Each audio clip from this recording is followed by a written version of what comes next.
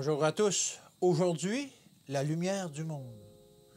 La nouvelle que nous avons apprise de lui et que nous vous annonçons, c'est que Dieu est lumière et qu'il n'y a point en lui de ténèbres. 1 Jean 1, verset 5. Avant la chute d'Adam, aucun nuage ne pesait sur la pensée de nos premiers parents, obscurcissant leur claire perception du divin caractère de Dieu. Ils étaient parfaitement soumis à la volonté de Dieu.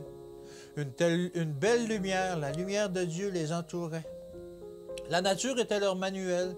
Le Seigneur les instruisait quant au monde naturel, puis leur laissait ce livre ouvert afin qu'ils puissent voir la beauté de tous les objets sur lesquels se posait leur regard. Le Seigneur rendait visite au saint couple et il l'instruisait par l'œuvre de ses mains.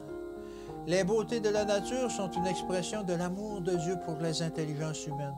Et dans le jardin d'Éden, l'existence de Dieu était démontrée par les choses de la nature qui entouraient nos premiers parents.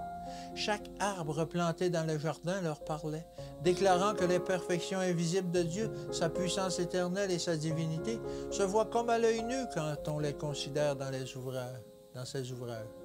Mais bien que Dieu ait pu ainsi être discerné dans la nature, ceci ne permet d'avancer aucun argument bien fondé en faveur d'une parfaite connaissance de Dieu révélée en nature à Adam et à sa postérité après la chute. La nature pouvait transmettre sa leçon à l'homme dans son innocence, mais le péché et la transgression infligèrent une flétrissure à la nature et s'interposèrent entre la nature et le Dieu de la nature. Si l'homme n'avait jamais désobéi à son Créateur, s'il était resté dans un état de droiture parfaite, il aurait pu comprendre et connaître Dieu. Mais quand l'homme désobéit à Dieu, il montra qu'il croyait les paroles d'un apostat plutôt que les paroles de Dieu. Adam et Ève écoutèrent la voix du tentateur. Ils péchèrent contre Dieu. La lumière, le vêtement d'innocence céleste, se retira de ces êtres trompés et éprouvés.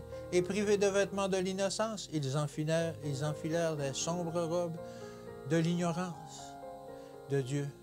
La lumière éclatante et parfaite de l'innocence qui les avait entourés jusqu'à présent avait illuminé tout ce qu'ils approchaient. Mais privés de cette lumière céleste, la postérité d'Adam ne pouvait plus retracer le caractère de Dieu dans ses œuvres célestes. Donc, après la chute, la nature ne fut plus le seul maître de l'homme. Afin que l'homme ne reste pas dans les ténèbres, dans une éternelle nuit spirituelle, le Dieu de la nature devait rejoindre l'homme en Jésus-Christ. Le Fils de Dieu est venu dans le monde pour révéler le Père. Il était la véritable lumière qui, en venant dans le monde, éclaire tout le monde. Que Dieu vous bénisse et qu'il vous garde, et je vous dis à demain.